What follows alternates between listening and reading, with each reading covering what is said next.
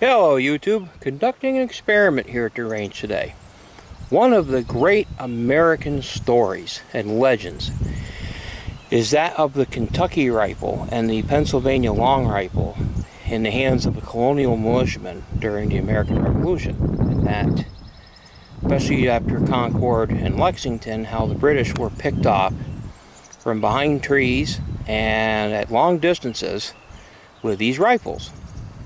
And of course, revolutionary leaders like Francis Marion, and known as the Swamp Fox, and his men practiced those same type of guerrilla tactics. A lot of them were almost holdovers from Robert Rogers and his rangers during the French and Indian War.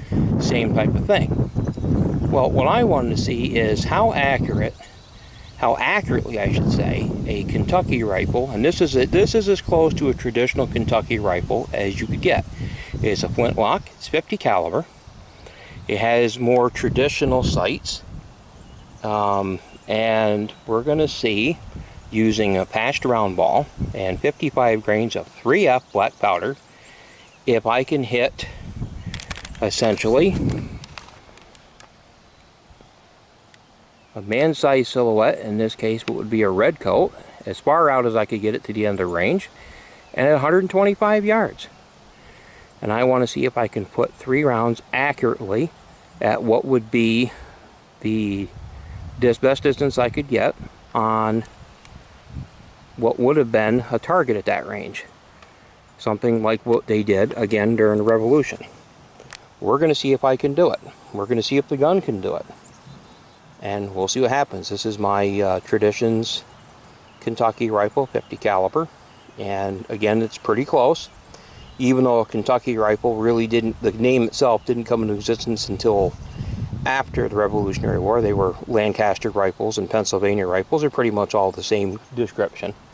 But we'll see what I can do with it and see if the gun matches the legend.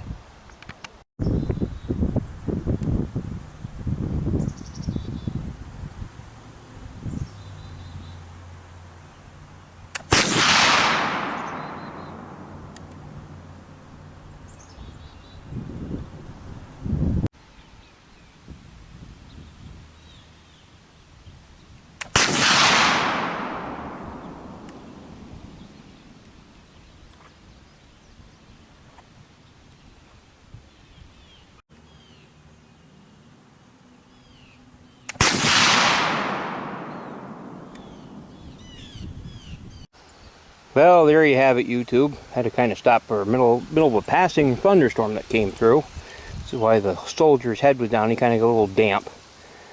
But at 125 yards, as you can see, 3 nice clean holes.